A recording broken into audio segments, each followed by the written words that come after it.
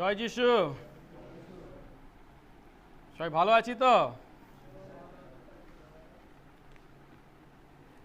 আসুন আজকের দিনের জন্য মনোনীত শাস্ত্রাংশটি পাঠ করি। আজ প্রভু আমাদেরকে যে বাক্য দিয়েছেন তা লেখা আছে রোমীয়দের প্রতি প্রেরিত পৌলের পত্রের 1 অধ্যায় 15 থেকে 17 পদ। রোমীয় 1 অধ্যায় 15 থেকে 17 পদ। প্রভুর নামে আমি পাঠ করছি। তদনুসারে আমার যতটা সাধ্য আমি রোম নিবাসী তোমাদের কাছেও সুসমাচার প্রচার করতে উৎসুক, কেননা আমি সুসমাচার সম্বন্ধে লজ্জিত নহি, কারণ উহা প্রত্যেক বিশ্বাসীর পক্ষে পরিত্রাণার্থে ঈশ্বরের শক্তি, প্রথমত জিহুদীর পক্ষে আর গ্রীকেরও পক্ষে। কারণ ঈশ্বর দেহ এক ধার্মিকতা সুসমাচারে প্রকাশিত হইতেছে, তাহা বিশ্বাসমূলক ও বিশ্বাসজনক, যেমন লেখা আছে, কিন্তু ধার্মিক ব্যক্তি বিশ্বাস হেতু বাঁচিবে। আসুন প্রার্থনা করি। পবিত্র মঙ্গলময় স্বর্গস্থ পিতা, তোমার ধন্যবাদ করি যে তোমার অনুগ্রহে তোমার দাস দাসী আমরা তোমার চরণতলে মিলিত হয়েছি। আর আজ একটি বিশেষ দিন, যেদিনকে পৃথিবীব্যাপী মণ্ডলীর বিশ্বাসীরা মণ্ডলী সংস্কারের দিন হিসাবে, রিফর্মেশন সানডে হিসাবে উদযাপিত করে থাকে। আজ থেকে ঠিক 504 বছর পূর্বে প্রভুগো তুমি তোমার দাস মার্টিন লুথারকে তুলেছিলে, এবং যাকে তুমি তোমার আত্মা দ্বারা সেই অন্তর্দৃষ্টি দিয়েছিলে, যার ফলস্বরূপ প্রভু তৎকালীন মণ্ডলীর মধ্যে বিভিন্ন ভ্রান্ত শিক্ষা ও দূষণের বিরুদ্ধে তিনি সোচ্চার হয়েছিলেন তোমার দেওয়া শক্তি ও সাহসে। আর তার ফলস্বরূপ যে আন্দোলন আকার নিয়েছিল তা প্রভু আমাদেরকে তোমার বাক্যের ভিত্তিতে, তোমার বাক্যের সত্য শিক্ষা অনুসারে তোমার সন্তান হিসাবে তোমার গৌরবার্থে জীবনযাপন করতে আমাদেরকে পথ প্রদর্শন করেছে। আজ আমরা প্রভুগো তোমার চরণতলে যখন মিলিত হয়েছি, আরেকটি বার তোমাকে ধন্যবাদ দিই যে প্রভু তুমি আমাদের ঈশ্বর, তুমি তোমার সার্বভৌমত্বে তোমার অনুগ্রহে আমাদেরকে আমাদের পাপের ক্ষমা দিয়ে তোমার সন্তান করেছো। আমাদের নিজেদের কোনো যোগ্যতা, ধার্মিকতা বা পুণ্যের দ্বারা যে তা আমরা অর্জন করেছি তা নয়, এর সবটাই প্রথম থেকে শেষ পর্যন্ত তোমার অনুগ্রহ, তোমার দয়া, তোমার করুণা। আর আজ প্রভু যখন আমরা সেই দিনকে স্মরণ করে তোমার বাক্যের মাধ্যমে আমাদের পরিত্রাণকে, আমাদের ধার্মিকীকরণকে আমরা উপলব্ধি করতে চলেছি, প্রভু আমরা যে কেবল যীশু খ্রিস্টে বিশ্বাসের মাধ্যমে তোমার অনুগ্রহের দ্বারাই পরিত্রাণ পেয়েছি, সেই সত্য উপলব্ধি করতে আশীর্বাদ করো, সঙ্গে সঙ্গে থাকো। যীশু নামে এই প্রার্থনা চাই, আমেন। আমি প্রার্থনায় উল্লেখ করেছি যে আজ হলো 31শে অক্টোবর, আর এই দিনটি বিশ্বব্যাপী মণ্ডলী সংস্কারের দিন হিসাবে বা রিফর্মেশন সানডে হিসাবে, রিফর্মেশন ডে হিসাবে পালন করা হয়। এখন রিফর্মেশন সানডেটা হচ্ছে সবসময় যে এই 31শে অক্টোবর রবিবার পড়ে তা নয়, অন্যান্য বারও পড়ে থাকে। আর তাই অক্টোবর মাসের শেষ রবিবার এই মণ্ডলী সংস্কারের রবিবার বা রিফর্মেশন সানডে হিসাবে পালন করা হয়। কিন্তু আজ আমরা খুবই সৌভাগ্যবান যে 31শে অক্টোবর একাধারে মণ্ডলী সংস্কারের দিন এবং মণ্ডলী সংস্কারের রবিবার, কারণ এটা রবিবার পড়েছে। আজ থেকে ঠিক 504 বছর আগে, তার মানে এটা হচ্ছে 2021, 500 বছর পিছিয়ে গেলে 1500, আর সেটা ছিল 1521 নয়, তার থেকে আবার 4 বছর কম, মানে কত? 1517। 1517 খ্রিস্টাব্দের 31শে অক্টোবর ডক্টর মার্টিন লুথার কি করেন না, 95টা পয়েন্ট বা 95টা বিষয় সম্বলিত তার একটি গবেষণা পত্র, তিনি ছিলেন জার্মানি আর বাস করছিলেন জার্মানের উইটেনবার্গ নামক শহরে। সেই উইটেনবার্গ শহরের যে ক্যাসেল চার্চ ছিল, সেই চার্চের দরজায় তিনি সেই থিসিস বা তার গবেষণাপত্র টাঙিয়ে দেন, ঝুলিয়ে দেন। এই দিনটাকে তিনি কেন মনোনীত করেছিলেন? তার কারণ হলো এর ঠিক পরের দিন অর্থাৎ 1 নভেম্বর ছিল অল সোলস ডে। আর এই অল সোলস ডেতে মণ্ডলী লোকে লোকারণ্য হতো, আর তাই তিনি এই দিনটাকে বেছে নিলেন। আগের দিন সেটাকে ঝুলিয়ে দিলেন যেন পরের দিন যত বিশ্বাসীরা আসে প্রত্যেকের চোখ এর নজর কাড়ে। এখন এই লুথার কে ছিলেন তার সম্বন্ধে ছোট্ট করে তার জীবন সম্পর্কে আমি বলছি। 1483 খ্রিস্টাব্দে তার জন্ম হয় জার্মানিতে, এবং তিনি ছোটবেলা থেকে খুবই মেধাবী ছিলেন, পড়াশোনায় খুব ভালো ছিলেন।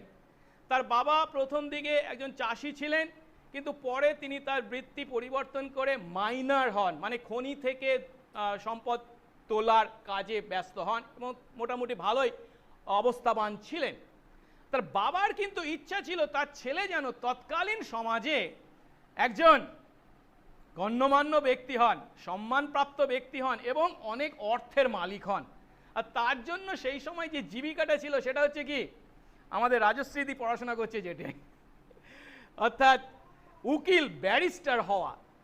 আর তাই তিনি যাতে বড় হয়ে ল পড়াশোনা করেন, অর্থাৎ আইন নিয়ে পড়াশোনা করেন, এটাই ছিল পিতার প্রচুর ইচ্ছা। এখন সবকিছু সব ঠিক মতোই চলছিল, আর তাই তিনি ল পড়ছিলেন। কিন্তু তার যখন বয়স 21 বছর বা 22 বছর, 1505 খ্রিস্টাব্দ, তখন তার জীবনে একটা বিশেষ ঘটনা ঘটে। আর সেটা হচ্ছে কি, তিনি বিশ্ববিদ্যালয় থেকে যখন বাড়ি ফিরছিলেন দিনের বেলা, এমন সময় বৃষ্টি হয় আর বাজ পড়ে। আর একটা বাজ তার এত কাছে পড়ে যে তিনি প্রায় মরতে চলেছিলেন। আর এই সময় তিনি প্রার্থনা করেন কি না, সেন্ট অ্যান, তুমি যদি আমাকে বাঁচিয়ে দাও, আমি আমার জীবন সন্ন্যাসী হিসাবে, খ্রিস্টীয় সন্ন্যাসী হিসাবে উৎসর্গ করব। প্রভু তার জীবন বাঁচিয়ে দেন। প্রতিজ্ঞা তো করে বসেছেন, আমরা হলে কি করতাম? ও তখন বিপদে পড়ে করেছিলাম, আমার ল ছেড়ে কেউ সন্ন্যাস হয়, কেউ মঠে যায়, আশ্রমে যায়, আমি যাব না। কিন্তু না, তিনি ছিলেন বিবেকের দিক থেকে একজন সৎ চরিত্রের মানুষ। যেমন তিনি প্রতিজ্ঞা করেছেন, ঠিক সেই প্রতিজ্ঞা অনুসারে তিনি কি করেন, ওই ল পড়া ছেড়ে দেন। কোথায় গিয়ে? মনাস্ট্রি। মনাস্ট্রি মানে হচ্ছে তৎকালীন মধ্যযুগের সমাজে যেখানে খ্রিস্ট বিশ্বাসীরা মিলিত হয়ে সন্ন্যাস ধর্ম পালন করত, জগৎ থেকে প্রায় পৃথকীকৃত, কেবল ঈশ্বর আরাধনা এবং আধ্যাত্মিকতায় মগ্ন থাকার জীবন এবং বাইবেল শিক্ষা জীবন। তা তিনি সেখানে যখন যোগদান করেন, সহজেই আমরা ধরে নিতে পারছি তার বাবা কতখানি রেগে গিয়েছিলেন, কিন্তু কি করা যাবে, তিনি প্রতিজ্ঞা করেছেন। এবং তারপর তার জীবনে আরও অনেক ঘটনা ঘটে, আমি সেগুলো আস্তে আস্তে আমার প্রচারে বলবো। তারপর তিনি পড়াশোনা শেষ করেন এবং ওই ঈশ্বরতত্ত্ব শিখছিলেন যে কলেজে, সেটার নাম ছিল উইটেনবার্গ ইউনিভার্সিটি। তিনি সেখানে ডক্টরেটও লাভ করেন ঈশ্বরতত্ত্বে, এবং তারপর তিনি ওই বিশ্ববিদ্যালয়ে অধ্যাপক হিসাবে ছাত্রদেরকে বাইবেল শিক্ষাদান শুরু করেন, ঈশ্বরতত্ত্ব শিক্ষাদান শুরু করেন। পাশাপাশি তিনি এই উইটেনবার্গ বিশ্ববিদ্যালয়ের পাশেই একটা ছোট্ট চার্চ ছিল, যেটাকে ক্যাসেল চার্চ বলা হচ্ছে, আমি একটু আগে যার নাম বলেছি, সেই ক্যাসেল চার্চে তিনি অ্যাসিস্ট্যান্ট প্রিস্ট হিসাবে বা সহকারী যাজক হিসাবে তার দায়িত্ব পালন করেন। এখন এই সময় তিনি যখন তার যাজকত্ব পালন করছেন এবং পাশাপাশি সেই বিশ্ববিদ্যালয়ে ঈশ্বরতত্ত্ব শিক্ষা দিচ্ছেন, সেই যুগটা ছিল মণ্ডলীর ইতিহাসের মধ্যযুগ, যেটাকে আমরা 500 খ্রিস্টাব্দ থেকে 1500 খ্রিস্টাব্দ হিসাবে চিন্তা করতে পারি।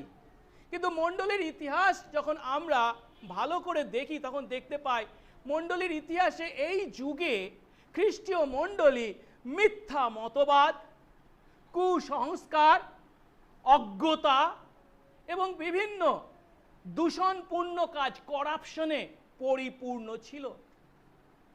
এবং মণ্ডলীতে যারা খ্রিস্ট বিশ্বাসী ছিলেন, তাদের নিজেদের হাতে কোনো বাইবেল ছিল না, আর বাইবেল ছিল তখন কেবল ল্যাটিন ভাষায়, আর সাধারণ মানুষের বোধগম্য সেই ভাষা ছিল না। কেবলমাত্র সেই বাইবেল থাকতো যাজক সম্প্রদায়ের হাতে। আর তাই সাধারণ মানুষ বা বিশ্বাসীরা তাদের ধর্ম শিক্ষা এবং ধর্মীয় জীবনের বিষয় সম্পূর্ণভাবে এই যাজক সম্প্রদায়ের উপর নির্ভরশীল ছিল। কিন্তু এই সময় মণ্ডলী বাইবেলের শিক্ষা থেকে এতখানি দূরবর্তী হয়ে পড়েছিল যে মিথ্যা শিক্ষা, ভ্রান্ত শিক্ষা মণ্ডলীর মধ্যে ছেয়ে গিয়েছিল। আর তাই এই সময় তাদের বিভিন্ন ভুল শিক্ষার মধ্যে একটি হলো আত্মাশুদ্ধি স্থান সম্বন্ধে বা পার্গেটরি সম্বন্ধে শিক্ষা। কি না, মানুষ মৃত্যুর পর, খ্রিস্ট বিশ্বাসী একজন মৃত্যুর পর সরাসরি স্বর্গে যায় না, তার আত্মা আটকা পড়ে থাকে স্বর্গ এবং নরকের মাঝামাঝি একটি স্থান, তারা যেটাকে নাম দিয়েছে আত্মাশুদ্ধি স্থান বা পার্গেটরি। এখন সেই আত্মাকে যদি স্বর্গে তুলে দিতে হয়, তাহলে পৃথিবীতে যারা পড়ে আছে তাদেরকে তার জন্য প্রার্থনা করতে হবে, অনেক কি বলে কৃতিত্ব বা অনেক আশীর্বাদ অর্জন করতে হবে, এমন শিক্ষা দেওয়া হয়েছে। শুধু কি তাই, পরিত্রাণের বিষয়েও তাদেরকে ভুল শিক্ষা দেওয়া হয়েছে যে কর্মের দ্বারা, অর্থাৎ সৎ কাজের দ্বারা বা উপহার দানের দ্বারা, তীর্থ ভ্রমণের দ্বারা পাপ থেকে পরিত্রাণ সম্ভব, এই ধরনের শিক্ষা। এখন যে ঘটনাটা ঘটেছিল, যে পরিস্থিতিতে মার্টিন লুথার এই গবেষণাপত্র লিখতে বাধ্য হয়েছিলেন, সেটি কি না, এই সময় বিভিন্ন ভুল শিক্ষা চারিদিকে ছড়িয়ে পড়েছিল এবং তাদের মধ্যে একটি হলো না প্র্যাকটিস অফ সেলিং ইন্ডালজেন্স। তার মানে হচ্ছে ইচ্ছাপূরক শংসাপত্র বিক্রি হচ্ছিল। এটা কি, একটু আগে আমি পার্গেটরির কথা বা আত্মাশুদ্ধির স্থানের কথা বলেছি। এখন সেই পরিত্রাণ পাওয়ার জন্য বা আত্মাশুদ্ধির স্থানে আত্মাকে আটকে না রাখার জন্য কিসের দরকার? স্বর্গে যাওয়ার প্রয়োজন। তার জন্য কি অনেক পুণ্য অর্জন করতে হবে। এখন এই পুণ্য অর্জনের উপায় হিসাবে মণ্ডলী শিক্ষা দিয়েছে কি, আমরা এই যে সার্টিফিকেট বিক্রি করছি, আপনারা যদি অর্থের বিনিময়ে এই সার্টিফিকেট গ্রহণ করেন, তাহলে আমরা কোথায় আপনাদের ইচ্ছা পূরণ হবে। ইচ্ছা পূরণটা বিভিন্ন পূরণ হতে পারে, তার পিতামাতারা তাদের, আমরা যদি মারা গিয়ে থাকে, তাদের আত্মাকে স্বর্গে তোলার জন্য বা নিজের জন্য বিভিন্ন ইচ্ছা বা পাপ থেকে পরিত্রাণ পাওয়ার ইচ্ছায় ইচ্ছা পূরণ হবে অর্থের বিনিময়ে এই সার্টিফিকেট ক্রয়ের মাধ্যমে।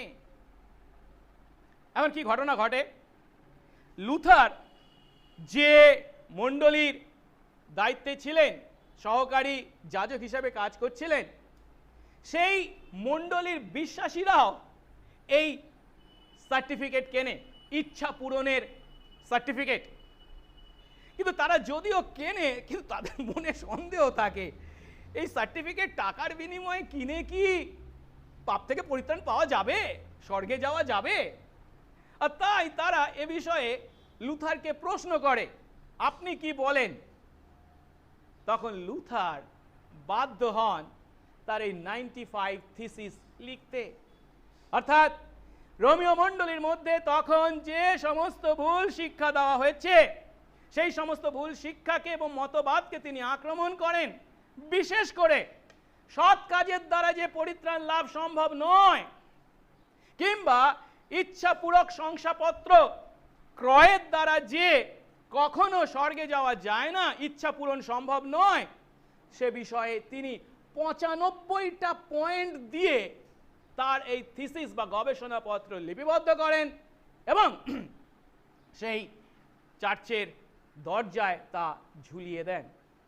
এখন হয়তো আপনাদের মনে প্রশ্ন জাগতে পারে, মণ্ডলী কেন অর্থের বিনিময়ে এমন সার্টিফিকেট বিক্রি করেছে? তার কারণ কি জানেন? সেই সময়কার মণ্ডলী বড়ই দুর্নীতিগ্রস্ত হয়ে পড়েছিল।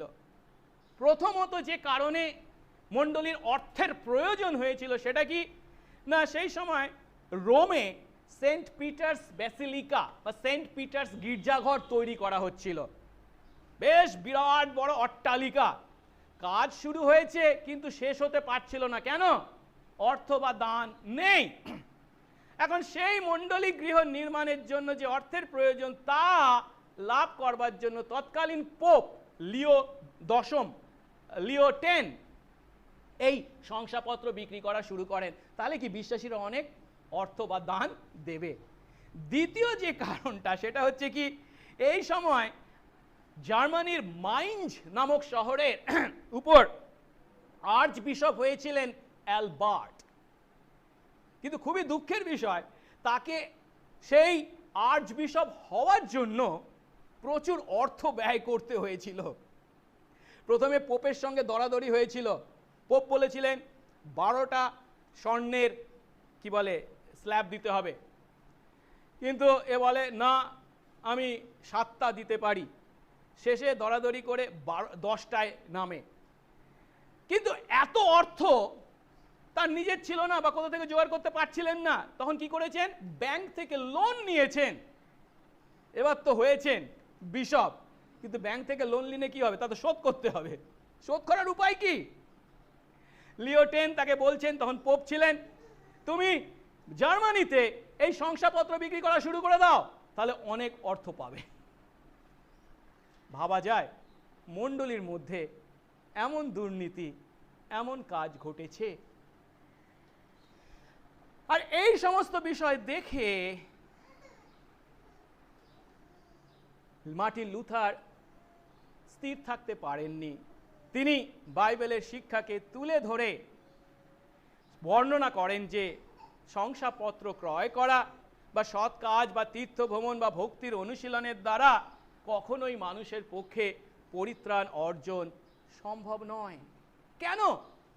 তার কারণ হচ্ছে তিনি শিক্ষা দেন পরিত্রাণ হলো মানুষের পাপ থেকে পরিত্রাণ হলো কার কাজ? স্বয়ং ঈশ্বরের কাজ, যা তিনি যীশু খ্রিস্টতে অনুগ্রহের দ্বারা বিশ্বাসের মাধ্যমে উপহার হিসাবে দিয়ে থাকেন। মানুষের এটা অর্জন করার বিষয় নয়। মানুষ তা অর্জন করতে পারে না। মানুষ যদি তার সৎ কার্য, ধর্মকর্ম বা তীর্থ ভ্রমণ বা দান ধ্যানের দ্বারা তা অর্জন করতে পারত, তাহলে যীশু খ্রিস্টকে এই পৃথিবীর মাটিতে আসতে হতো না। তাকে সেই ক্রুশের উপর তার জীবন উৎসর্গ করবার কোনো প্রয়োজন ছিল না। মানুষ আমরা আমাদের পাপ থেকে নিজেদেরকে উদ্ধার করতে পারি না বলেই যিশু আমাদের পরিবর্তে সেই সৎ কাজ করবার জন্য পৃথিবীর মাটিতে এসেছিলেন এবং আমাদের পাপের পরিবর্তে আমাদের জন্য তিনি আমাদের পাপের শাস্তি গ্রহণ করেছেন সেই ক্রুশের উপরে। আমরা যা পারিনি তা তিনি আমাদের পরিবর্তে করেছেন।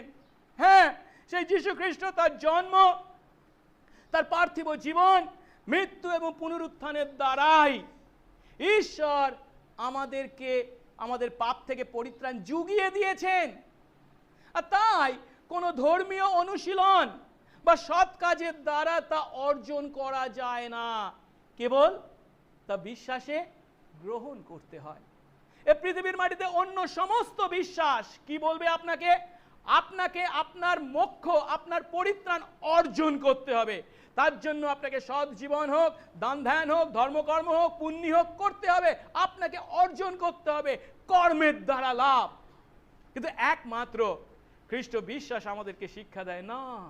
এই পাপী মানুষ আমরা কখনোই আমাদের নিজেদের পাপ থেকে নিজেদেরকে উদ্ধার করতে পারি না। আর তাই ঈশ্বর আমাদের পাপ থেকে উদ্ধারের পথ নিজে জুগিয়ে দিয়েছেন যিশু খ্রিস্টেতে, যা বিশ্বাসের মাধ্যমে গ্রহণ করতে হয়।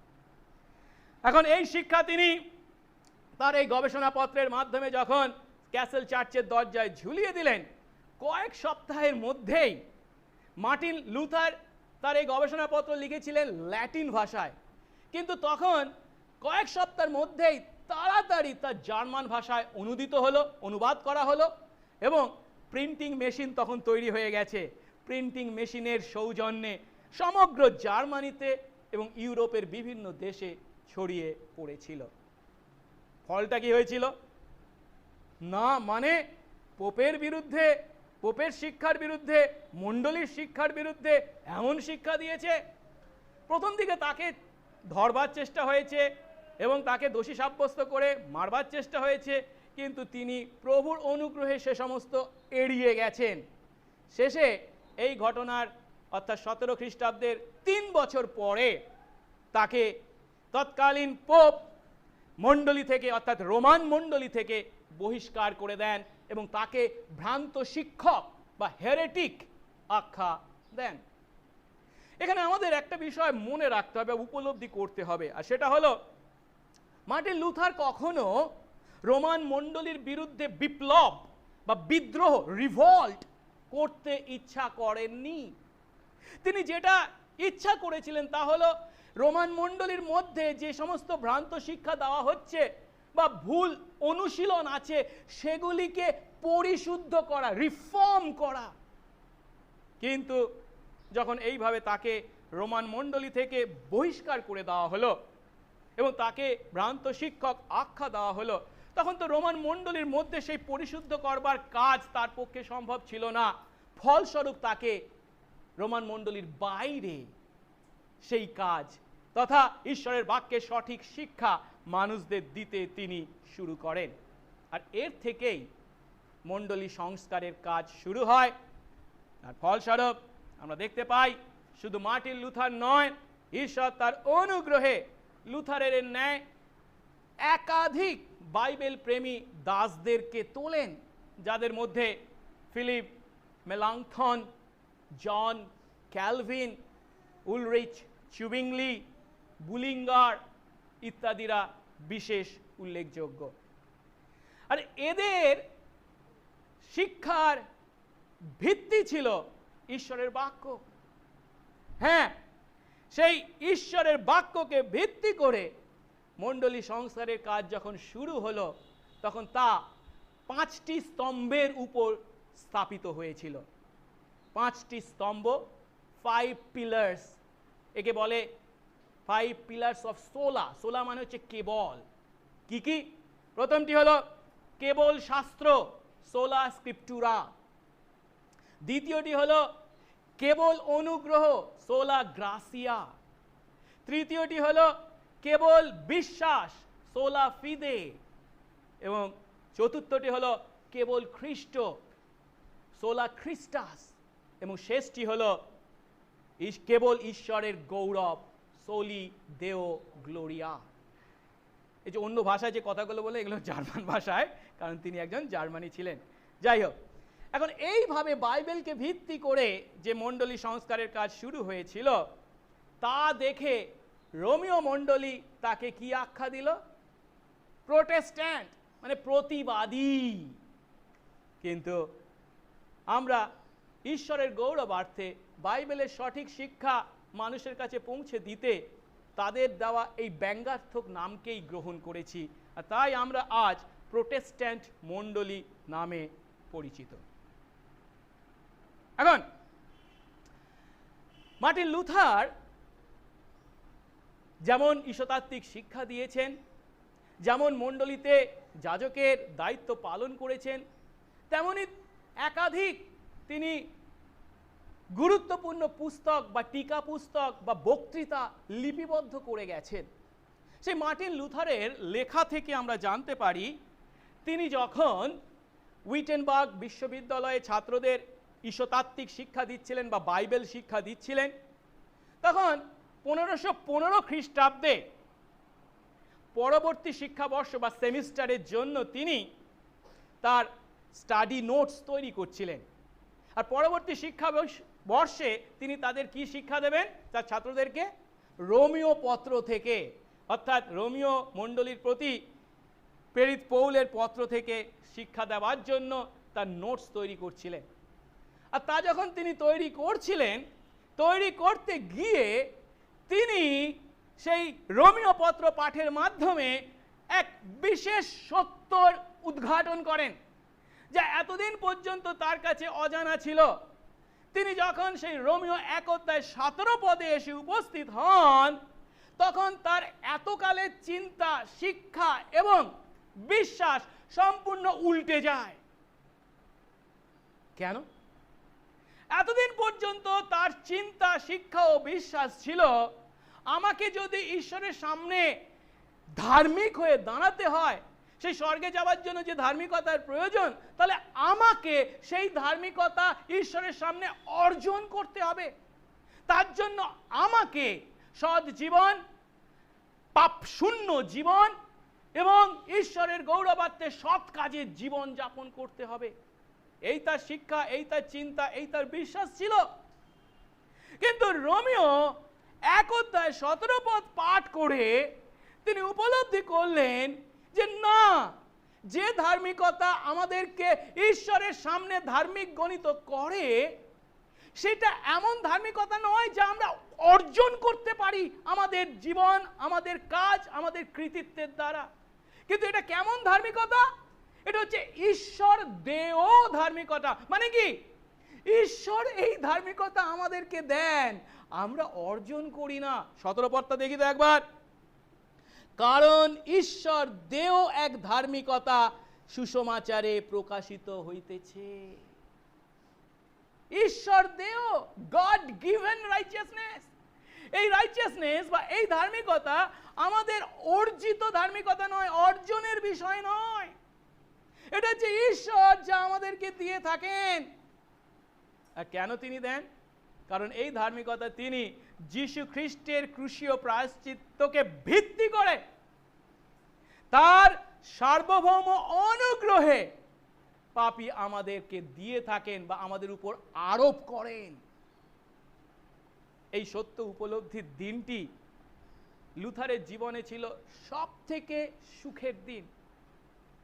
তিনি এই রোমীয় পত্রের উপর যে বক্তৃতা লিখে গেছেন, লেকচার্স অন রোমান্স, সেখানে তিনি এমন কথা বলছেন এই দিনের উপলব্ধি সম্পর্কে।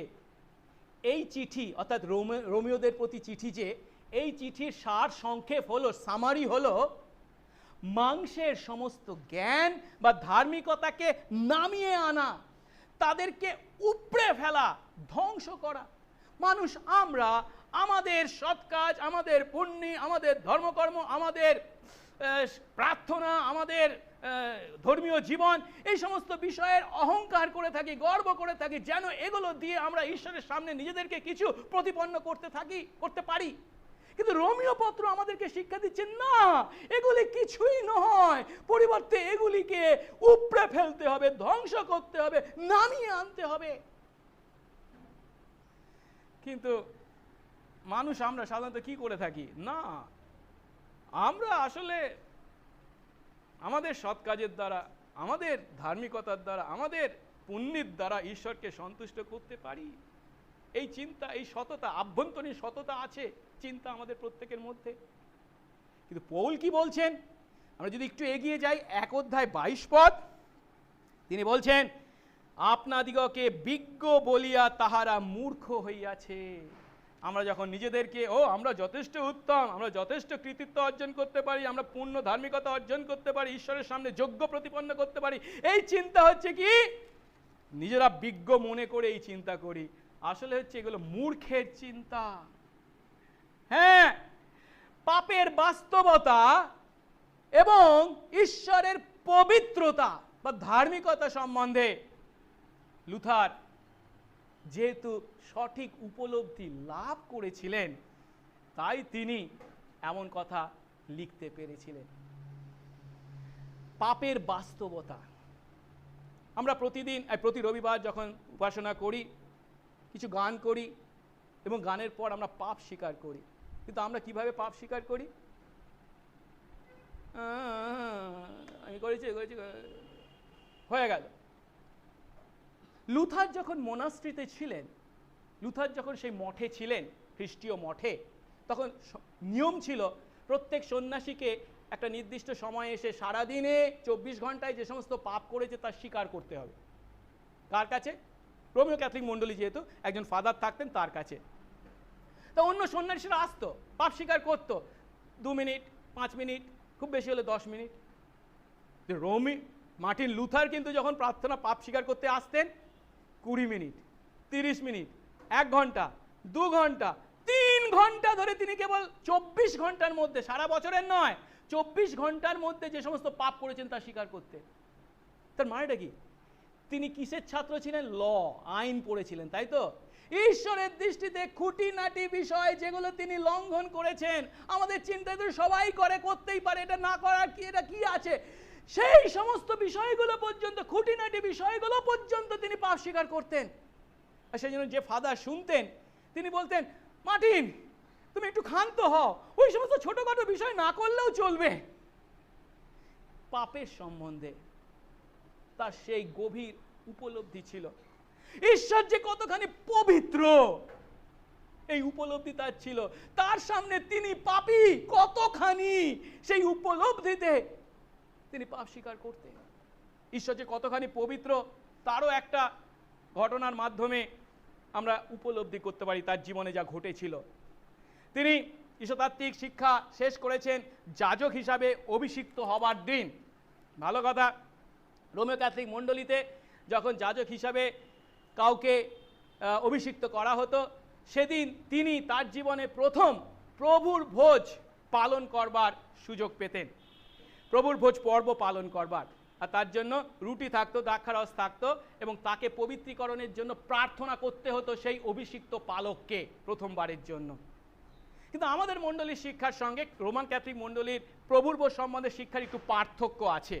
আর সেটা হচ্ছে কি, রোমীয় ক্যাথলিক মণ্ডলী বিশ্বাস করে যে রুটি এবং দ্রাক্ষারস প্রভুর ভোজে গ্রহণ করা হয়, সত্যি সত্যি অলৌকিকভাবে তা যিশুর মাংস এবং যিশুর রক্তে রূপান্তরিত হয়, সত্যি সত্যি মিরাকুলাস, অলৌকিকভাবে। এখন তার আগে সেই রুটি এবং দ্রাক্ষারস লোকদের কাছে দেওয়ার আগে সেই রুটি ও দ্রাক্ষারস হাতে নিয়ে কি করতে হতো? তা কনসিক্রেশন অর্থাৎ পবিত্রীকরণের প্রার্থনা করতে হতো। মার্টিন লুথার তার অভিষিক্তের দিন তার হাতে নিয়েছেন সেই রুটি এবং দ্রাক্ষারস, তাকে সেই পবিত্রীকরণের জন্য প্রার্থনা করতে হবে। তিনি হাতে নিয়েছেন যদিও, তার মুখ বিড়বিড় করছে বা কিছু বলতে চাইছেন কিন্তু মুখ থেকে কথা বেরোচ্ছে না, তিনি প্রার্থনা করতে পারছেন না। অবশেষে অন্য একজন যাজক এসে তার হয়ে সেই প্রার্থনা করে দেন। কি লজ্জার বিষয়, তাই না? তার বাবা এই দিন প্রচন্ড রেগে যান। তার তো ইচ্ছা ছিল কি মার্টিন লুথার যেন লয়ার হয়, তা তো হয়নি। ভালো কথা, এবারে কি একজন প্রিস্ট হয়েছে, ভালো কথা। তিনি তার বন্ধু বান্ধবদেরকে দেখে আর আমার ছেলে প্রিস্ট হয়ে অভিষেক হবে, তোরা আয়। আর তার ছেলে হাতে রুটি দ্রাক্ষারস নিয়ে প্রার্থনা করতে পারে না। তার বাবা অনুষ্ঠান যখন শেষ হয়ে গেছে তাকে ডেকে এনে, তোর কি হয়েছে, তোর ব্যাপার কি, তুই ঈশ্বরের আহ্বান পেয়েছিস নাকি শয়তানের পর্যন্ত এমন কথা বলে। মার্টিন লুথার বলে, বাবা আমি যখন আমার হাতে সেই রুটি এবং দ্রাক্ষারস নিয়েছি, আমি উপলব্ধি করছি আমার হাতে এই পাপী, আমার হাতে যিশুর দেহ, যিশুর রক্ত, আমি কি তা আমার হাতে নিতে পারি? তার জন্য কি আমি পবিত্রীকরণে প্রার্থনা করতে পারি? এতখানি ঈশ্বরের পবিত্রতা সম্বন্ধে তার উপলব্ধি ছিল এবং তিনি যে কতখানি পাপী সেই উপলব্ধি ছিল। এই কথা শুনলে হয়তো আমরা মনে করি, ও তিনি কি ব্যভিচার, তিনি নরহত্যা অনেক পাপ করেছিলেন বলে তার মধ্যে, না, তা নয়। তিনি আমাদের থেকে অনেক বেশি তুলনামূলকভাবে ধার্মিক ছিলেন, কিন্তু পাপ যে কতখানি নোংরা, দুর্গন্ধযুক্ত বিষয়, সেই উপলব্ধি তার ছিল। পরিবর্তে যিশু তথা ঈশ্বর যে কতখানি ধার্মিক, পবিত্র, সেই উপলব্ধি। তাই রোমিও 1:17 তিনি উপলব্ধি করলেন এতকাল পাপ সম্বন্ধে তার চিন্তা বা ঈশ্বরের ধার্মিকতা সম্বন্ধে চিন্তা, আর তার সামনে উপস্থিত হবার জন্য নিজের দ্বারা অর্জিত ধার্মিকতা নিয়ে উপস্থিত হবার যে চিন্তা ছিল, তা সম্পূর্ণভাবে ভেঙে গেল। যে না, আমি আমার পুণ্যের দ্বারা, আমার অর্জিত ধার্মিকতা দ্বারা আমি ঈশ্বরের সামনে ধার্মিক গণিত হতে পারি, যে তা নয়। তার পরিবর্তে আমি যা পারি না, আমি যা পারিনি, আমার পরিবর্তে ঈশ্বর যীশু খ্রিস্টের সেই কাজ সাধন করেছেন, ধার্মিক কাজ, এবং সেই ধার্মিকতা তিনি বিনামূল্যে আমাকে দিয়েছেন। তাই এই হলো কি ধার্মিকতা? ঈশ্বর দেও ধার্মিকতা, ঈশ্বরের দেওয়া ধার্মিকতা। তাই লুথার বলছেন রোমীয় পত্রে, পৌল এই চিন্তাই আমাদের কাছে তুলে ধরেছেন। কি? মানুষের পক্ষে উত্তমতার অধিকারী হওয়া বা ধার্মিকতার উত্তরাধিকারী হওয়ার একমাত্র পথ স্বয়ং ঈশ্বর সেই ধার্মিকতা বা সেই উত্তমতা বিশ্বাসের মাধ্যমে, যীশু খ্রিস্টে বিশ্বাসের মাধ্যমে আমাদেরকে যোগান দিয়েছেন। তাই তিনি লিখছেন এমন কথা, ঈশ্বর আমাদের নিজেদের কাজের দ্বারা আমাদেরকে আমাদের পাপ থেকে পরিত্রাণ করতে চান না, কিন্তু আমাদের বাইরের এক প্রকার ধার্মিকতা যা আমাদের মধ্যে উৎপন্ন হতে পারে না, কিন্তু আমাদের বাইরে থেকে আসে, যা এই পৃথিবীতে তৈরি হয় না, কিন্তু স্বর্গ থেকে আসে, এমন ধার্মিকতা দ্বারা আমাদেরকে পরিত্রাণ করে। লুথারের এই অভিজ্ঞতা বাইবেল সম্বন্ধে তার ধারণাকে সম্পূর্ণ পাল্টে দিয়েছিল। এই মুহূর্ত থেকে বাইবেল তার কাছে আলো ও আনন্দের পুস্তকে পরিণত হয়েছিল। এতকাল সেই বাইবেল যখন পড়তেন, আর সেই বাইবেলের পদে পদে যখন সেই পাপ এবং সেই সমস্ত পাপের কাজ সম্বন্ধে পড়তেন, তখন তিনি ভয় পেতেন, এই পাপে আমি পাপী, এই ঈশ্বরের সামনে আমি কি করে উপস্থিত হব।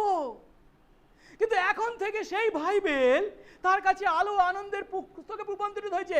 তিনি বলছেন, মাটির নিচে গুহার মধ্যে অন্ধকারে যে আমি কারারুদ্ধ ছিলাম, এই উপলব্ধি আমাকে সম্পূর্ণ সেই চিন্তা থেকে মুক্ত করলো। দিনের আলো সে মাটির নিচের অন্ধকারের কারাকূপ থেকে বের করে নিয়ে আসলো, সেই দিনের আলোকে দেখবার চোখ খুলে দিল। নির্মল, পুষ্টিদায়ক এবং আনন্দদায়ক বাতাস গ্রহণের সুযোগ আমাকে দিল। অর্থাৎ সমস্ত চিন্তার উপলব্ধির অতীত যে ঈশ্বরের শান্তি, সেই ফিলিপিও 4:7 অনুসারে তা তিনি লাভ করলেন তার হৃদয়ে এবং মনে। আসুন এবারে আমরা এই উপলব্ধির পিছনে তার এই রোমিও 1:15-17 কিভাবে কাজ করেছিল তা উপলব্ধি করি। রোমিও 1:15 আমরা একটু দেখি। সেখানে কি বলা হয়েছে? তদনুসারে আমার যতটা সাধ্য আমি রোম নিবাসী তোমাদের কাছেও সুসমাচার প্রচার করতে উৎসুক।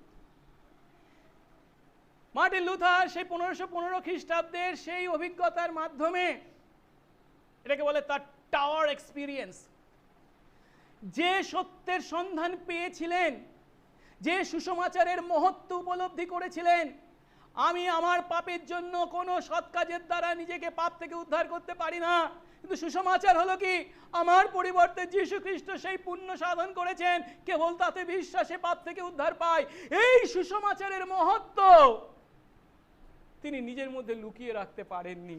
তিনি যেখানেই গেছেন সেখানেই প্রচার করেছেন। এবং এই পত্রে তিনি উল্লেখ করছেন কি, রোমে যে মণ্ডলী আছে রোমের সেই বিশ্বাসী, তাদের কাছেও তিনি প্রচার করতে চান, তার সেই ইচ্ছার কথা জানাচ্ছেন। কিন্তু প্রশ্ন হলো, তিনি কেন তাদের কাছে এই সুসমাচার প্রচার করতে চান? তার উত্তর 16 এবং 17 পদে ধাপে ধাপে দেওয়া হয়েছে। কি? প্রথম প্রশ্নটি হলো, পৌল কেন রোমে সুসমাচার প্রচার করতে চান? তিনি সুসমাচার প্রচার করার জন্য কেন প্রস্তুত? তার উত্তরে 16 পদের প্রথম অংশে বলছে কি, কারণ আমি সুসমাচার সম্বন্ধে লজ্জিত নই। ভালো কথা। দ্বিতীয় প্রশ্ন, পৌল কেন সুসমাচার সম্বন্ধে লজ্জিত নন? ওই 16 পদের দ্বিতীয় অংশে। তার উত্তর, কারণ এই সুসমাচার হলো প্রত্যেক বিশ্বাসীর পক্ষে পরিত্রাণের জন্য ঈশ্বরের শক্তি। ঈশ্বরের শক্তি যা, তাকে প্রচার করতে আমি লজ্জিত হতে পারি? তৃতীয় প্রশ্ন, কেন এই সুসমাচার মানুষের পরিত্রাণের জন্য ঈশ্বরের শক্তি? কেন? তার উত্তর 17 পদে দেওয়া হয়েছে, কারণ এই সুসমাচারেই ঈশ্বর তার ধার্মিকতা প্রকাশ করেছেন। তাই আসুন আজ আমরা 3টে ধাপে এই 15, 16, 17 পদের অর্থকে উপলব্ধি করি। প্রথমটি হচ্ছে, পৌল সুসমাচার সম্বন্ধে লজ্জিত নন। দ্বিতীয়টি, সুসমাচার হলো মানুষের পরিত্রাণের জন্য ঈশ্বরের শক্তি। এবং তৃতীয়টি হলো, এই সুসমাচারেই ঈশ্বর তার ধার্মিকতা প্রকাশ করেছেন। প্রথম ধাপ, পৌল সুসমাচার সম্বন্ধে লজ্জিত নন। আমরা জানি দম্বেশকের পথে পৌল যখন প্রভুর তথা যিশুর কাছ থেকে সেই আহ্বান পেয়েছিলেন যে পৌলকে অইহুদিদের কাছে সুসমাচার প্রচারের জন্য প্রেরণ করা হবে, তখন প্রভু খুব স্পষ্টভাবে উল্লেখ করেছিলেন যে আগামী দিনে এই সুসমাচার প্রচারের জন্য পৌলকে কি ধরনের তাড়না ভোগ করতে হবে। আমরা দেখি তো, একটু ফিরে যাই প্রেরিত 9 অধ্যায়। সেই দম্বেশকের পথে যিশুর সঙ্গে পৌলের সাক্ষাৎকে বর্ণনা করা হয়েছে। সবটা আমরা দেখব না, প্রেরিত 9 অধ্যায় 15 এবং 16 পদ দেখি। সেখানে অননীয় প্রভুকে বলছেন, প্রভু তুমি আমাকে বলছো আমি পৌলের কাছে যাব, এই শৌলের কাছে যাব, গিয়ে প্রার্থনা করব, কিন্তু জানো সে কে? আমি তার বিষয়ে শুনেছি, সে এখানে আসছে খ্রিস্ট বিশ্বাসীকে ধরে কারাগারে রুদ্ধ করবার জন্য। তখন প্রভু অননীয়কে কি বলেছিলেন? প্রভু বলছেন, না তুমি যাও, গিয়ে তার জন্য প্রার্থনা করো। কেন? কারণ 15 পদ, জাতিগণের ও রাজগণের ও ইসরায়েল সন্তানদের কাছে আমার নাম বয়ে নিয়ে যেতে সে আমার মনোনীত পাত্র, কারণ আমি তাকে দেখিয়ে দেব আমার নামের জন্য তাকে কত ক্লেশ ভোগ করতে হয়। প্রভু অননীয়কে বলছেন, তুমি যাও, গিয়ে তার জন্য প্রার্থনা করো। আর এখন তুমি তার সম্বন্ধে যে কথা চিন্তা করছো, আগামী দিনে কিন্তু আমি তার বিপরীত কাজ তার মাধ্যমে সাধন করতে চলেছি। আমি তাকে অইহুদিদের কাছে সুসমাচার প্রচারের জন্য ব্যবহার করব, আর সেই সুসমাচার প্রচারের জন্যই তাকে মারাত্মক ক্লেশ ভোগ করতে হবে। কোন সুসমাচার? পৌল, এই মার্টিন লুথার আজ যে সুসমাচার উপলব্ধি করেছেন যে আমাদের পাপ থেকে আমরা নিজেরা পরিত্রাণ অর্জন করতে পারি না, কিন্তু আমাদের পরিবর্তে যীশু খ্রিস্ট ক্রুশে যে কাজ সাধন করেছেন তাতে বিশ্বাসে এই সুসমাচার প্রচারের জন্য তাকে তাড়না ভোগ করতে হবে। কি মনে হয় প্রভু এই যে কথা বলেছিলেন তা পৌলের জীবনে পূর্ণ হয়েছিল? অবশ্যই, মারাত্মকভাবে। আমরা যখন প্রেরিতদের কার্যবিধির পরবর্তী অধ্যায়গুলো পাঠ করি, দেখতে পাই ফিলিপিতে তাকে জেলে পোড়া হয়েছে, থিসলনিকি থেকে তাকে বের করে দেওয়া হয়েছে, দম্বেশক ও বিরয়া থেকে গোপনে তাকে নিয়ে পালিয়ে যাওয়া হয়েছে, এথেন্সে তাকে উপহাসের পাত্র করা হয়েছে, করিন্থে তাকে মূর্খ প্রতিপন্ন করা হয়েছে, আর জেরুসালেমে তাকে ঈশ্বর নিন্দাকারী ও বিধান ভঙ্গকারী অপবাদ দেওয়া হয়েছে। লুস্ত্রায় বলা হচ্ছে তাকে পাথর মেরে প্রায় আধমরা করে নগরের বাইরে ফেলে দেওয়া হয়েছে। লোকে ভেবেছিল কি মরে গেছে। এছাড়াও তার জীবনে যে কত তাড়না ঘটেছিল, সেই 39 বার 3 বার বেত্রাঘাত থেকে শুরু করে ছত্রভঙ্গ হওয়া, নৌকা ভঙ্গ হওয়া, তার কোনো ঠিক ঠিকানা নেই। তার সেই একটা ফর্দ, লম্বা ফর্দ তিনি 2 করিন্থীয় 11 অধ্যায় 23 থেকে 33 পদে বর্ণনা করেছেন। কিন্তু যে পৌলের উপর এত তাড়না এসেছে, এত তাড়না ভোগ করেছেন, কিসের জন্য? এই সুসমাচার প্রচার করার জন্য। তিনি যে চোর ছিলেন, তিনি যে কি বলে বিশ্বাসঘাতক ছিলেন, তার জন্য ধরা পড়ে তিনি এত তাড়না ভোগ করেছেন না। একটাই কারণ, কেবল এই যিশুর সুসমাচার প্রচার করার জন্য যে পৌল এত তাড়না ভোগ করেছে।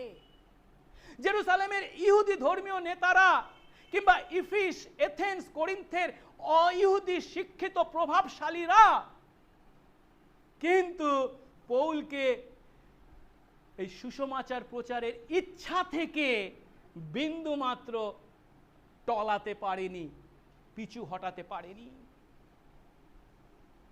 আর এই সুসমাচারের জন্য এত তাড়না ভোগ করেও পৌল এখানে কি বলছেন রোমীয় মণ্ডলীর প্রতিপত্রে, আমি অন্যান্য নগরে প্রচার করেছি কিন্তু সেখানেই আমি থেমে থাকতে চাই না। এই সুসমাচার আমি 15 পদ তোমাদের কাছেও শিক্ষা দিতে চাই, প্রচার করতে চাই। কেন তিনি রোমে প্রচার করতে চান? কেন তিনি রোমীয়দের কাছে প্রচার করে শিক্ষা দিতে চান এই সুসমাচার? কারণ সেই সময় রোম ছিল অইহুদি সাম্রাজ্য, রোমান সাম্রাজ্যের কেন্দ্রস্থল, এবং এই সাম্রাজ্য প্রায় সমগ্র পৃথিবী ব্যাপী ছিল। এখন সুসমাচারের জন্য এত তাড়নার সম্মুখীন হয়েও পৌল কিন্তু সেই সুসমাচারের বিষয় বিন্দু মাত্র লজ্জিত নন। যদিও এই সুসমাচারের বিষয়ে মানুষদের কি চিন্তা ছিল, করিন্থীয় 1 অধ্যায় বলা হচ্ছে ইহুদিদের কাছে তা বিঘ্ন স্বরূপ আর অইহুদিদের কাছে মূর্খতা। তবুও এই সুসমাচারই হলো মানুষের পাপ থেকে পরিত্রাণের একমাত্র উপায়। পাপ থেকে পরিত্রাণের আর কোনো উপায় নেই। কোনো ওষুধ, কোনো শিক্ষা দীক্ষা, কোনো সৎ কাজ, কোনো পুণ্যি, কোনো ফিলোসফি, কোনো বিজ্ঞান আপনাকে আপনার পাপ থেকে উদ্ধার করতে পারে না। এই সুসমাচারই হলো মানুষের পাপ থেকে পরিত্রাণের একমাত্র উপায়। তাই পৌল যেখানেই গিয়েছেন সেখানেই এই সুসমাচারের সত্য ও ক্ষমতা ঘোষণা করেছেন। তিনি সুসমাচারের জন্য এত তাড়না ভোগ করেও লজ্জিত নন। আজ আমাদের চেহারাটা কেমন? আমরা কি সুসমাচারের জন্য লজ্জিত? আচ্ছা, একটু চিন্তা করে দেখি, আমরা কোনো বিষয় কেন লজ্জিত হই বা সেই বিষয় কেন বলতে চাই না। ধরুন আমার জীবনে যদি একটা কোনো নোংরা ঘটনা ঘটে, আমি যদি নোংরা কোনো কাজ করি, তার জন্য আমাকে লোকদের সামনে অপদস্থ হতে হয়, আমি কি সেই কথা অন্য মানুষদেরকে বলবো? কি করব? যতদূর সম্ভব সেটাকে ঢাকা দেওয়া যায়, না বলা। কারণ কি? সে বিষয়ের জন্য আমি লজ্জিত। পৌল এই সুসমাচারের জন্য এত তাড়না ভোগ করেছেন, অপদস্থ হয়েছেন। তাহলে বাস্তবে সাধারণভাবে কি আশা করা যায়? তিনি সুসমাচার আর কাউকে বলবেন না, মুখ বন্ধ করে থাকবেন। সেটাই কি স্বাভাবিক নয়? কিন্তু তিনি তা করছেন না, ঠিক তার বিপরীত করছেন। যে সুসমাচারের জন্য তিনি এত তাড়না, এত অপদস্থ হয়েছেন, তা তিনি আরো লোকদের কাছে বলতে চাই, এমনকি এখানে রোমেও বলতে চাইছেন। আজ আমাদের চেহারাটা কি? আমরা কি সেই সুসমাচারের জন্য লজ্জিত, নাকি পৌলের মতো আমরাও বলতে পারি না, আমরা এই সুসমাচারের জন্য বিন্দু মাত্র লজ্জিত নই?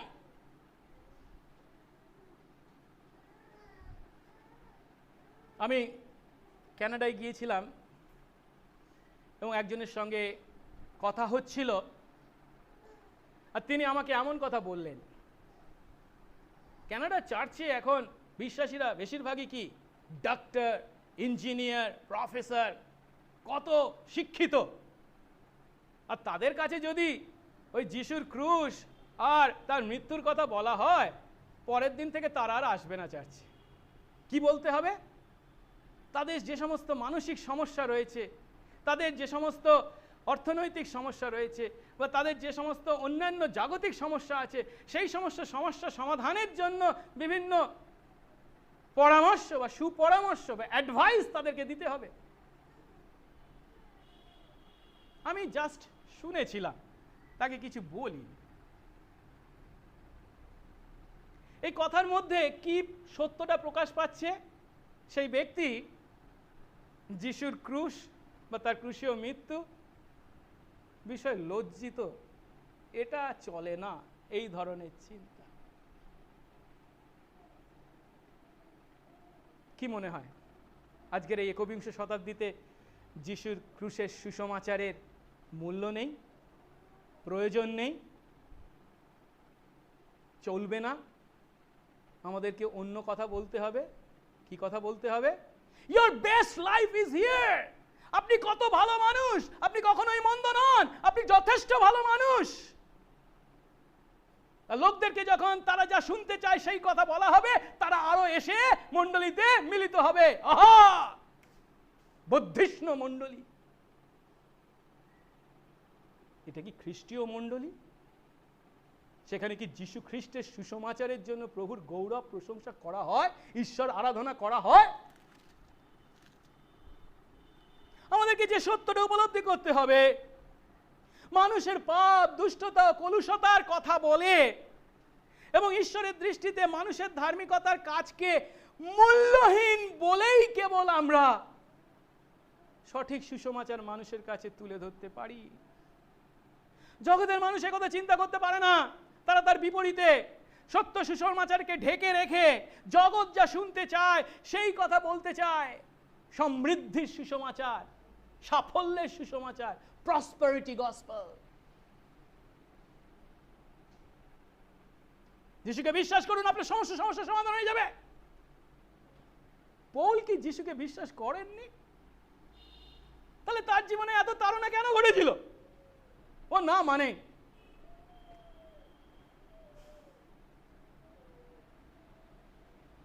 এই সমস্ত আচার আচরণ ও ব্যবহার একটা সত্যই তুলে ধরে, আমাদের চোখে আঙ্গুল দিয়ে দেখিয়ে দেয় যে আমরা আজ খ্রিস্টের সত্য সুসমাচারের জন্য লজ্জিত, বলতে পারছি না, মুখ বন্ধ করে আছি।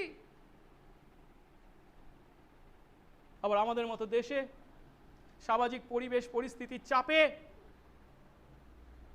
আমরা যিশুকে বিভিন্ন পথের মধ্যে একটি পথ তথা ধর্মীয় বিভিন্নতাবাদ, রিলিজিয়াস প্লুরালিজমের কথা বলে থাকি। এসবের একটাই কারণ, আমরা সুসমাচার সম্বন্ধে লজ্জিত। প্রভু আমাদেরকে আশীর্বাদ করুন। সেদিন মার্টিন লুথারের দ্বারা যে সত্য উৎসাহিত হয়েছিল, যা আজ আমরা ইতিহাসের মাধ্যমে পাঠ করে শেখার সুযোগ পেয়েছি, সেই সত্যে যেন ফিরে আসি, সুসমাচারের মাহাত্ম্য যেন প্রচার করি। প্রভু যেন সেই আশীর্বাদ করে। আসুন দ্বিতীয় পয়েন্টটা দেখি, তিনি কেন সুসমাচারের জন্য লজ্জিত নন?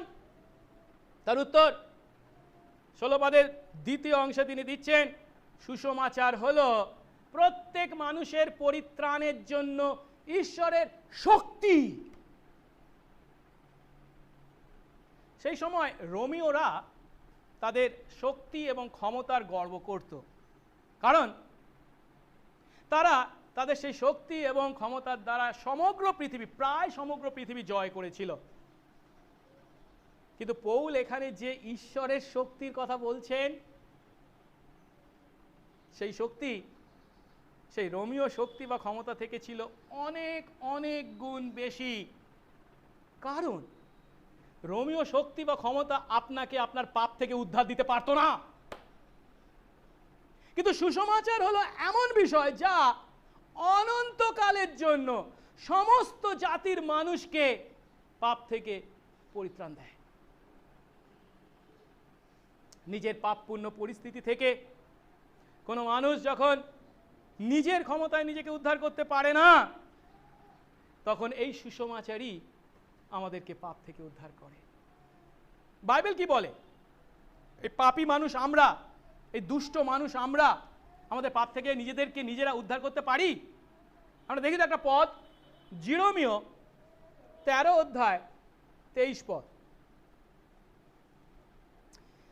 বলা হয়েছে ইথিওপীয় মানে কি, আফ্রিকার একজন কৃষ্ণাঙ্গ যেমন তার গায়ের রং পরিবর্তন করতে পারে না, বা চিতাবাঘ যেমন নিজের ডোরাকাটা দাগ পরিবর্তন করতে পারে না, ঠিক একইভাবে দুষ্টরাও, পাপীরাও কোনো সৎ কাজ করতে পারে না। কৃষ্ণাঙ্গ তার গায়ের রং চেঞ্জ করতে পারে না, চিতাবাঘ তার গায়ের ডোরাকাটা দাগ চেঞ্জ করতে পারে না, ঠিক একইভাবে দুষ্টরা, পাপী আমরা ঈশ্বরের দৃষ্টিতে কখনো কোনো সৎ কাজ করতে পারি না। মানুষ কিন্তু আমরা ভাবি কি, না আমি আমার সৎ কাজ, আমার পুণ্যি, আমার ইত্যাদির দ্বারা ঈশ্বরকে সন্তুষ্ট করে আমি ধার্মিক গণিত হয়ে যাব। না, পারি না। আর মানুষ আমরা যেহেতু নিজেদেরকে ঈশ্বরের দৃষ্টিতে ধার্মিক গণিত করতে পারি না, তাই ঈশ্বর খ্রিস্টের ক্রুশের দ্বারা তার সেই শক্তি প্রকাশ করেছেন, যা কোনো মানুষ পারে না, তা তিনি তার আপন ক্ষমতায়, তার মনোনীত, তার আহত আমাদেরকে সেই যীশু খ্রিস্টের বিশ্বাসের মাধ্যমে তার অনুগ্রহে পাপ থেকে উদ্ধার করেন। তাই যীশু খ্রিস্টের এই সুসমাচার হলো আমাদের পরিত্রাণের জন্য ঈশ্বরের শক্তি। এবং কাদের প্রতি? শুধুমাত্র ইহুদিদের প্রতি কি না, 16 পদের দ্বিতীয় অংশে বলছে কি, প্রথমত জিহুদির পক্ষে এবং গ্রীকেরও পক্ষে। অর্থাৎ ইহুদিদের কাছে যদিও এই সুসমাচার বিঘ্ন স্বরূপ, বা অইহুদিদের কাছে যদিও তা মূর্খতা স্বরূপ, কিন্তু পৌল বলছেন কি, ক্রুশে হত সেই খ্রিস্টকে প্রচার করতে তিনি লজ্জিত নন, কারণ এই খ্রিস্টেই ঈশ্বর তার পরাক্রম বা তার ক্ষমতা বা তার শক্তির প্রকাশ রেখেছেন, যা হলো এই সুসমাচার। কারণ ঈশ্বরের যে মূর্খতা তা মানুষদের থেকে অনেক বেশি জ্ঞানযুক্ত, ঈশ্বরের যা দুর্বলতা তা মানুষদের থেকে অনেক বেশি সবল। এবার তৃতীয় প্রশ্নের উত্তর। তৃতীয় প্রশ্নটা কি ছিল? কেন সুসমাচার হলো ঈশ্বরের শক্তি? তার উত্তরে 17 পদে তিনি বলছেন, কারণ এই সুসমাচারেই ঈশ্বর তার ধার্মিকতা প্রকাশ করেছেন। জগতের মানুষ যখন তার নিজের শক্তি, জ্ঞান, ক্ষমতা ও সৎ কাজের দ্বারা তার ধার্মিকতা ঈশ্বরের সম্মুখে প্রতিপন্ন করতে চায়, তখন খ্রিস্টের ক্রুশে মৃত্যুর মাধ্যমে যে সুসমাচার, ঈশ্বর তার দ্বারা তার ধার্মিকতা মানুষ আমাদের উপর ঢেলে দিয়েছেন। একথা পৌল খুব সুন্দরভাবে বর্ণনা করেছেন ফিলিপিও 3 অধ্যায় 9 পদে। ফিলিপিও 3:9 কি বলা হচ্ছে? পৌল বলছেন, আমার নিজের যে ধার্মিকতা, এই নিজের যে ধার্মিকতা মানে কি? বিধান পালনের দ্বারা, সৎ কাজের দ্বারা, পুণ্যের দ্বারা যে ধার্মিকতা অর্জন করা যায়, সেই ধার্মিকতা বা বিধান পালন থেকে প্রাপ্য যে ধার্মিকতা, তা যেন আমার না হয়। কিন্তু কোন ধার্মিকতা তিনি চাইছেন? বিশ্বাসমূলক যে ধার্মিকতা, যা ঈশ্বর থেকে পাওয়া যায়, তাই যেন আমার হয়। অর্থাৎ এই ধার্মিকতার স্রষ্টা হলেন পবিত্র ঈশ্বর, আর পাপী আমরা যখন বিশ্বাসে সেই ধার্মিকতা গ্রহণ করি, তখন তিনি তার সামনে আমাদেরকে ধার্মিক পরিগণিত করেন। অর্থাৎ শুরু থেকে শেষ পর্যন্ত এই ধার্মিকতা কিসের দ্বারা? কেবল বিশ্বাসের দ্বারা। অনেক হয়তো বলবো, ও তাহলে আমি বিশ্বাস করে এই ধার্মিকতা পেয়েছি, তাই তো? আমি বিশ্বাস করেছি। আর এই বিশ্বাসটা আমরা পেলাম কোথা থেকে?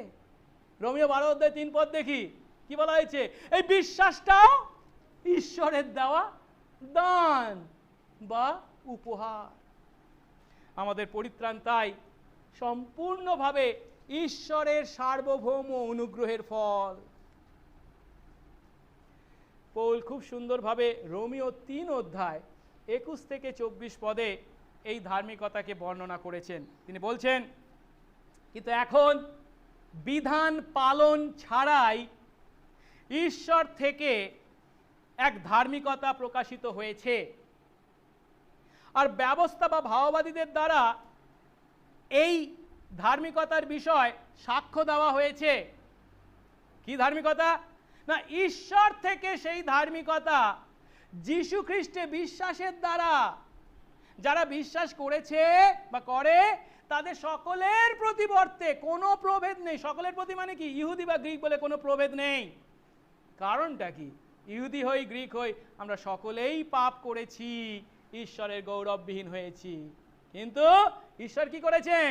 বিনামূল্যে তার অনুগ্রহে যীশু খ্রিস্টেতে এই মুক্তির দ্বারা আমাদের ধার্মিক গণিত করেছেন।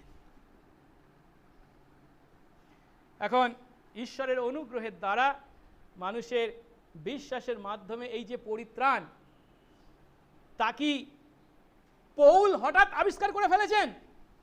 এর আগে ঈশ্বর কখনো তা বর্ণনা করেননি? না, এর কথা ঈশ্বর প্রথম থেকেই পরিকল্পনা করেছেন এবং বর্ণনাও করেছেন।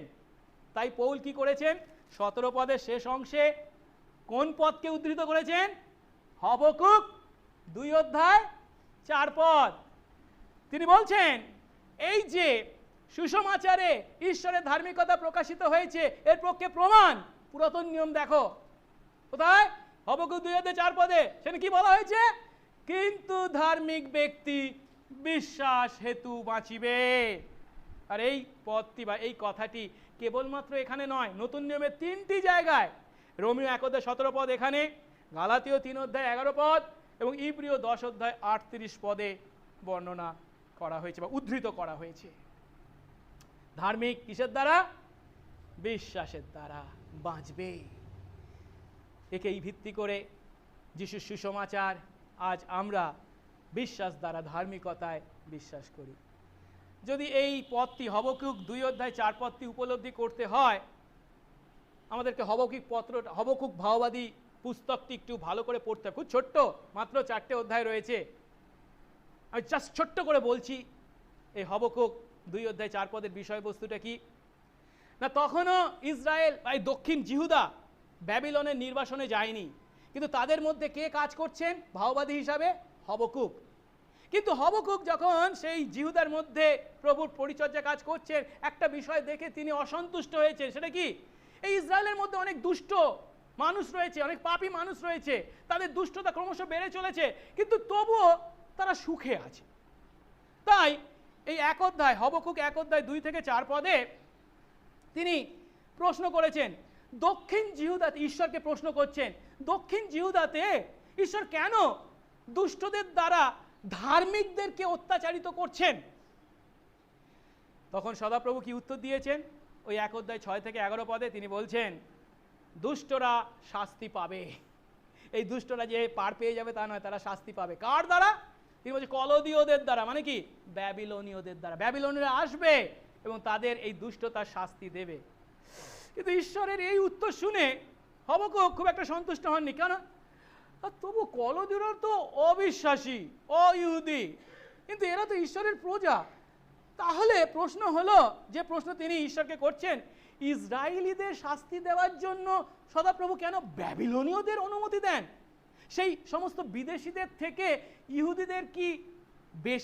ইহুদিরা কি বেশি ধার্মিক নয়? তখন বলা হয়েছে, এই প্রশ্ন করবার পর ভাববাদী দুর্গের উপর দাঁড়িয়ে সদাপ্রভুর উত্তরের অপেক্ষায় যখন ছিলেন, সদাপ্রভু তার উত্তর দিয়েছেন। কি বলে বলছেন? 2 অধ্যায় 2 থেকে 4 পদে, হ্যাঁ, যে কলদীয়দের দ্বারা আমি শাস্তি দেব, সেই কলদীয়রাও আবার শাস্তি পাবে। বস্তুত সমস্ত পাপী শাস্তি পাবে, কিন্তু 2 অধ্যায় 4 পদ, ধার্মিক বিশ্বাস হেতু বাঁচবে। তাই ভাববাদীর কর্তব্য ও বিশেষ অধিকার হলো কি করা? বিশ্বাস দ্বারা বাঁচে, মানে কি? সদাপ্রভুতে আস্থা রাখা। এমনকি যখন ঈশ্বরের ন্যায় বিচার চোখে ধরা পড়ে না, দুষ্টদের বারবারন্ত আকার ধরা পড়ছে, ঈশ্বরের ন্যায় বিচার চোখে ধরা পড়ছে না, তখনও আমাদের দায়িত্ব কি? ঈশ্বরে আস্থা রাখা। সেই নত নম্র আস্থা এবং প্রভুতে নির্ভরতাই ভাববাদীকে বাঁচতে এবং বৃদ্ধি পেতে সাহায্য করবে। কেবল তাতে আস্থা রাখার কথাই যে প্রভু সেদিনকে বললেন তা নন, তার সঙ্গে তিনি তার শক্তিকে দেখালেন, তার ক্ষমতাকে দেখালেন ধারাবাহিক দর্শনের দ্বারা। হবকুক সেই সদাপ্রভুর উপস্থিতিকে দেখতে পেল পারণ পর্বত থেকে নেমে আসতে। তারপর কুশন ও মিদিয়নদের শিবির ধারণকারী যে যবনিকা ছিল তা যখন কাঁপতে শুরু করেছে, ছিন্ন ভিন্ন হয়ে যাচ্ছে, তখন একটি প্রশ্ন ভাববাদীকে চিন্তিত করেছে। কি না, ঈশ্বরের ক্রোধ কি কেবল প্রকৃতির উপর পড়বে নাকি জিহুদার উপরও? অবশেষে উত্তর দেওয়া হচ্ছে কি, ঈশ্বর কলদীয়দের অর্থাৎ ব্যাবিলনীয়দের ধ্বংস করবেন, কিন্তু তার প্রজাদের উদ্ধার করবেন। সদাপ্রভুর এই আবির্ভাবটা এতখানি ভয়ঙ্কর ছিল যে ভাববাদীর শরীরের প্রত্যেকটা অঙ্গ কাঁপতে বাধ্য হয়েছিল। 3 অধ্যায় 16 পদ। কিন্তু এইভাবে তার প্রজাদের প্রতিরক্ষার কথা যখন প্রভুর কাছ থেকে তিনি উপলব্ধি করলেন, তখন তিনি আর কোনো প্রশ্ন করেননি। ভাববাদী উপলব্ধি করেছেন কি, ঈশ্বর শেষ পর্যন্ত তার প্রজাদের রক্ষা করবেন। ঈশ্বর শেষ পর্যন্ত তার মনোনীত, তার আহুত, তার সন্তান আমাদেরকে রক্ষা করবেন, আজ যেমন পরিবেশ পরিস্থিতি হোক না কেন।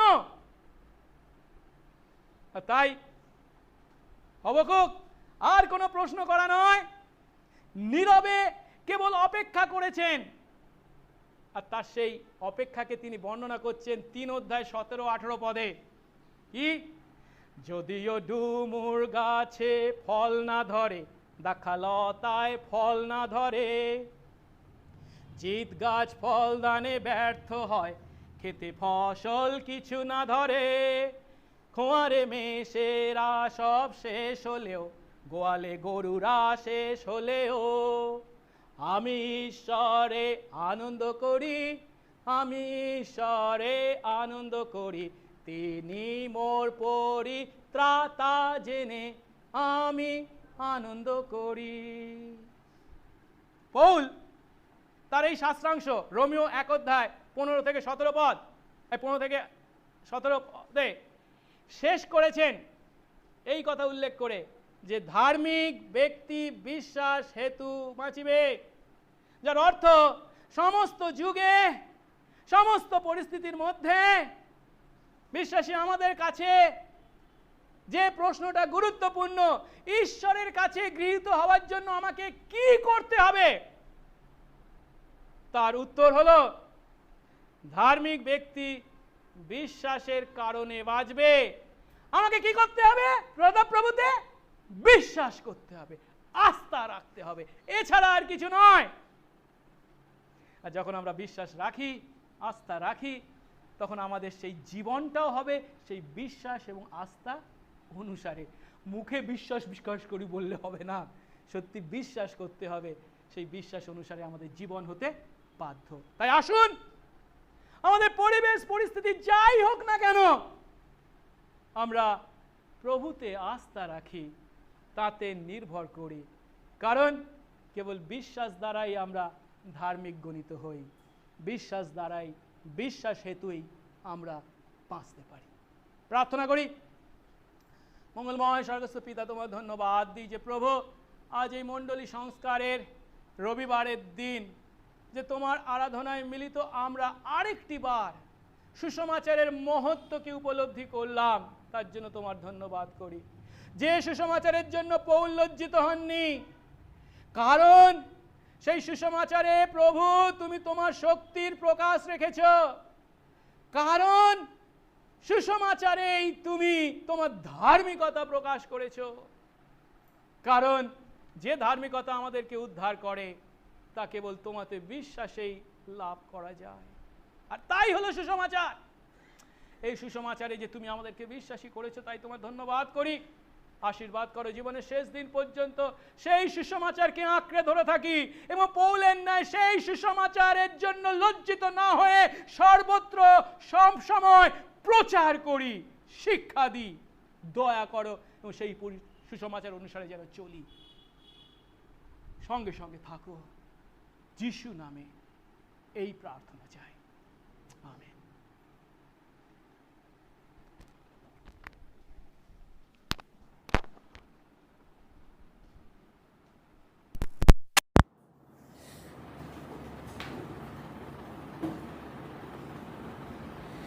আসুন এই সময় প্রভুর প্রশংসার্থে আমরা গান করব।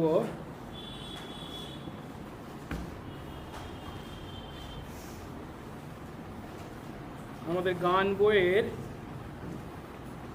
143 সংখ্যার গান, কেবল যিশুর রক্ত ও পুণ্যতে।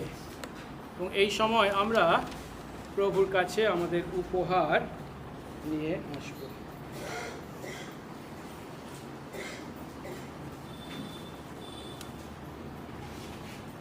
আমাদের গান বইয়ের ইংরাজি 143 সংখ্যার গান। কেবল যিশুর রক্ত ও পুণ্যেতে স্থাপিত আমার প্রত্যাশা, কবু নির্ভর করি না আমাতে, যিশু নামে কেবল ভরসা। খ্রিস্তির শৈলে দণ্ডায়মান চোরাবালি সম অন্য স্থান, চোরাবালি সম অন্য স্থান। যখন আধার ডাকে তার সুন্দর মুখ, আমার নির্ভর তার করুণা। প্রতি প্রচণ্ড ঝটিকায় তাহে বদ্ধ নঙ্গর আমার, খ্রিস্তির শৈলে দণ্ডায়মান চোরাবালি সম অন্য স্থান, চোরাবালি সম অন্য স্থান। তার অঙ্গীকার নিয়ম রক্ত পরীক্ষায় আমায় দেয় ভয়, সব কিছু যখন পতিত হন প্রভু কেবল আশ্রয়স্থান। খ্রিস্তির শৈলে দণ্ডায়মান চোরাবালি সম অন্য স্থান, চোরাবালি সম অন্য স্থান। যবে তোরে ধ্বনিতে আসিবেন, আমি যেন রই তাহাতে, তার ধার্মিকতা করি গ্রহণ, নির্দোষ রূপে হই দণ্ডায়মান। খ্রিস্তির শৈলে দণ্ডায়মান চোরাবালি সম অন্য স্থান, চোরাবালি সম অন্য স্থান।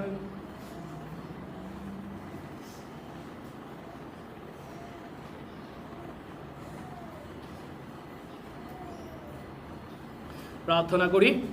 প্রভু, তোমার ধন্যবাদ, তোমার প্রশংসা, তোমার গৌরব করি তোমার সুসমাচারের জন্য, যে সুসমাচারে প্রভু তুমি আমাদেরকে আমাদের পাপের পরিত্রাণ দিয়ে তোমার সন্তান করেছ, যে সুসমাচারে প্রভু তোমার উদ্দেশ্যে গৌরবার্থে জীবনযাপনের পথ দেখিয়েছ, যে বিশ্বাসে আমরা কেবল বিশ্বাসেই ও প্রভুকে বাঁচি।